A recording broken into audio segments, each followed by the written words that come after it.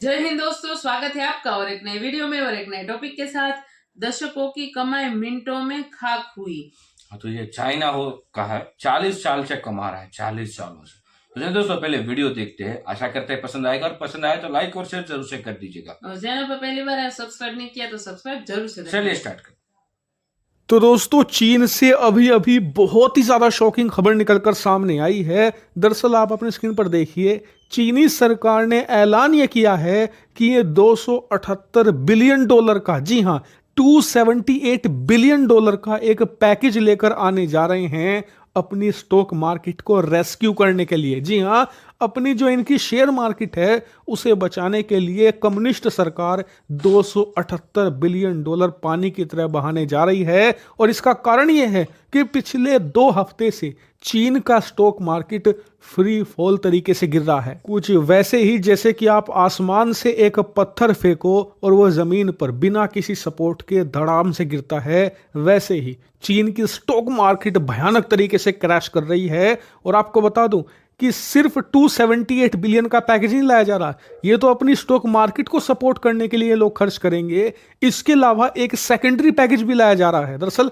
आप अपनी स्क्रीन पर देखिए, जैसे जैसे चीन का स्टॉक मार्केट गिर रहा है वैसे वैसे खतरा यह है कि कहीं चीन की करेंसी भी तबाह ना हो जाए, इसकी जो सपोर्ट है वो भी खत्म ना हो जाए। और इसीलिए चीन की सरकार अब एक सेकेंडरी पैकेज लाएगी अपनी करेंसी को सपोर्ट करने के लिए। जैसे कि आप स्क्रीन पर देख सकते हैं, इस रिपोर्ट में साफ बताया गया है कि स्टॉक मार्केट के क्रैश होने की वजह से चीनी सरकार अब अपनी करेंसी को सपोर्ट देने जा रही है एक पैकेज के तहत।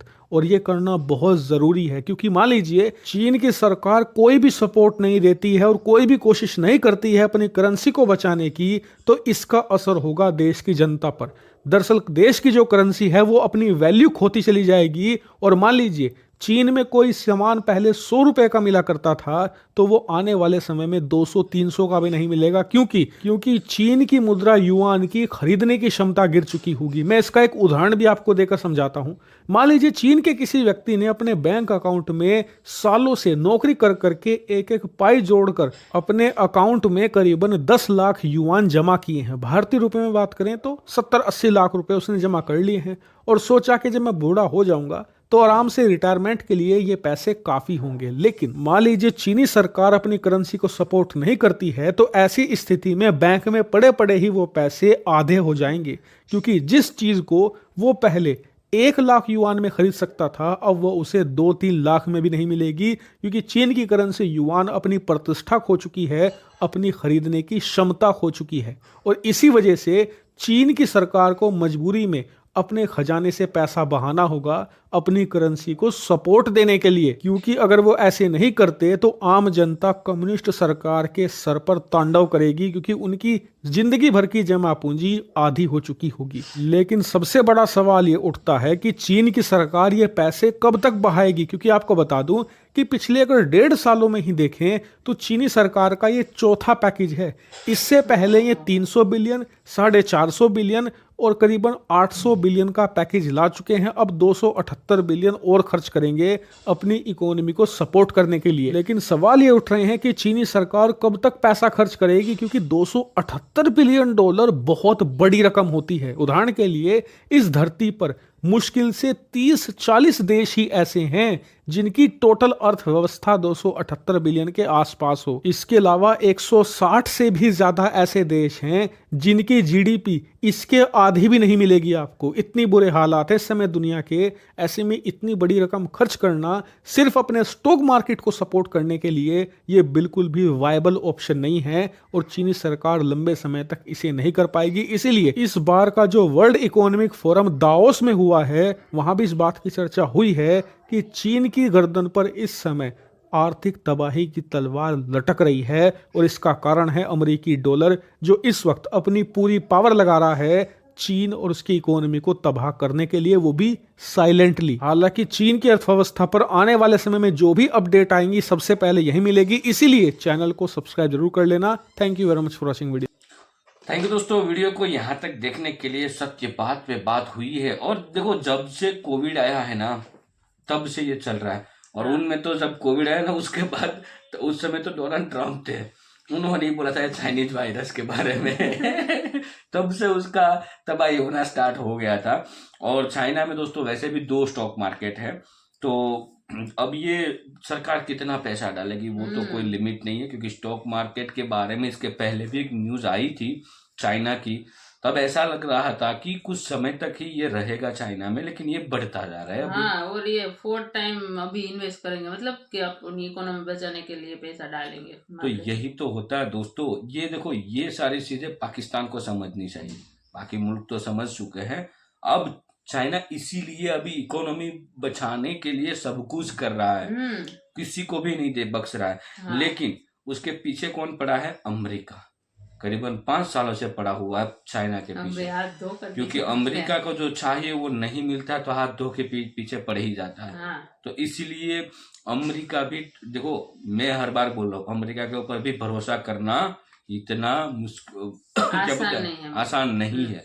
अब भारत के साथ उसके प्रेम भाव ज्यादा बढ़ चुका है, लेकिन उसको भारत का इस्तेमाल करके ठोकना है चाइना को, ठीक है। यही नहीं तो अमेरिका हाथ धो के पीछे पड़ा है और चाइना को पूरी तरह से बर्बाद करके ही रहेगा, और उसको करना भी पड़ेगा, क्योंकि चाइना जिस हिसाब से पग पे इशारा कर रहा है पूरे वर्ल्ड वाइड में, छोटे छोटे कंट्री को वो टारगेट कर रहे हैं जहां पे इकोनॉमिक के हिसाब से थोड़ा बहुत स्ट्रॉन्ग ना हो, ठीक है, आवाम थोड़ी कम हो, वैसे लोगों को एजुकेशन की थोड़ी कमी दिख रही हो, वहां पे टेक्नोलॉजी की थोड़ी कमी दिख रही है, वैसे कंट्री को वो टारगेट कर रहे हैं और वैसे कंट्री को बहला फुसला के उसकी जाल में फंसाता है चाइना। तो लोग कहते हैं ना कि जैसा आप करोगे, बोलते हैं जैसी करनी वैसी भरनी, हाँ। जैसा आप बोओगे वैसा आप पाओगे। तो ये नीति अब हो रही है चाइना के साथ, पहले हो रहा था, अभी भी हो रहा है। वो है हमारा पड़ोसी मुल्क पाकिस्तान। तो पाकिस्तान में तो, और जैसे चाइना का मार्केट जैसे ही टूटा था, तुरंत टूटा पाकिस्तान का मार्केट, क्योंकि दोनों जगह पे इन्वेस्टर जो है वो ऑलमोस्ट सेम है, ठीक है। ये पूरा जियोपॉलिटिकली समझना पड़ेगा। अब ये फॉल कब, अब चाइना में मेन फॉल आने का रीजन यही था कि वहां पे जो बड़ी बड़ी कंपनियां थी, वो कंपनियां वहां से निकल चुकी है, और उसका जितना भी इन्वेस्टमेंट था स्टॉक मार्केट में, चाइना स्टॉक मार्केट में, और वहां पे वो सारा पैसा है उन्होंने विड्रॉल कर लिया है। तो स्टॉक मार्केट में तो इतना बड़ा फॉल आने ही वाला है।